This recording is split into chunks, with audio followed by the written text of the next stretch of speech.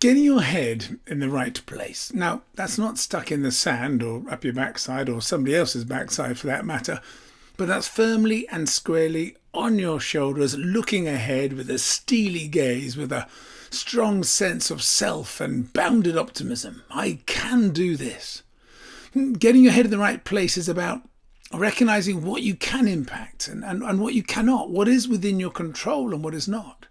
It's about not losing sight of the big picture, not forgetting about the journey that you're on. It's about recognizing your role in that big picture, considering who relies upon you to get your bit right, keeping cool, keeping measured, keeping focused, and keeping on task. It's also about maintaining our humanity and recognizing that within our colleagues too. And what do I mean by maintaining our humanity? I mean, we are who we are. We're fathers, mothers, brothers, sisters, husbands, daughters, sons, lovers, best mates, colleagues. We are human, we are fallible, we are emotional, but we are tangible, we are real. We should not hide who we really are, and we should seek out to understand others. At the moment, I know many are finding it hard to juggle the demands of work and home, of childcare and conference calls, of nappies and spreadsheets, dog walking and phones. We try to conceal the family and deny its existence. Don't. We all have the other side. Bring it to the front. Share the real you. Be you. We can be both. Both a brilliant work colleague and a brilliant partner or guardian. And at the moment, there are no clear boundaries between the two. So let's try to be the best we can be at both. And recognize the potential tension, but relax, be human. You are. And what big picture do you play in? We can all add value to the lives of others, be that within our work or our community. We are playing in a bigger picture, and recognizing that we all do is all part of getting our head in the right place and ensuring that we serve those that rely on us. And how does the news impact us? We are inundated with aggressive, sensationalist opinion, a mixture of both fact and conjecture. Governments the world over are struggling to get a grip on the pandemic. The media seem to have lost their sight of their responsibility to be journalists, as the headlines scream of looming disaster. But what is in our control?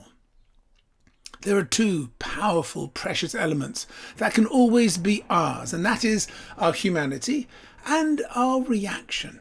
In Viktor Frankl's excellent and moving book, Man's Search for Meaning, he shares that even while incarcerated in a concentration camp in Nazi Germany, his sense of self and being gave him the strength to continue, and that with consciousness comes choice. There is a gap between stimulus and response, and it is that space that we can control. So what is within your control? Make a list of anything and everything that is worrying you or distracting you. Write it down, for real, literally, and then comment next to it. Can I control or change this? If the answer is yes, well, then just do it. If the answer is no, then the next question you have to ask yourself is, well, how can I manage this and cope with it so it does not knock me off course? By stopping and writing down both the concern and the solution, you are creating that gap between stimulus and response, that conscious gap that gives you control and gets your head in the right place. And lastly, I spoke of bounded optimism. What do I mean by that? A few years ago, a very good friend of mine was diagnosed with non-Hodgkin's lymphoma. It was a tough time for him and his family. But just before the lockdown, I managed to catch up with my chum and his wife, and we drank wine and spoke about all and nothing. And I noticed that both he and his wife had matching bracelets inscribed with the simple phrase, "This too shall pass." I inquired.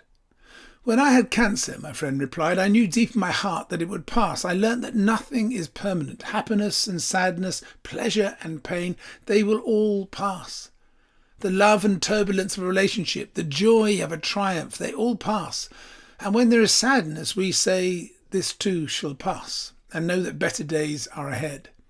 And when there is happiness, we also say, 'This too shall pass,' and know that we must be present and enjoy these precious moments." Team, COVID-19, this too shall pass. Let's make sure our head is in the right place.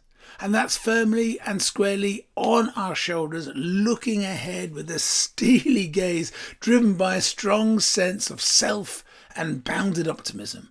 I can do this. We can do this.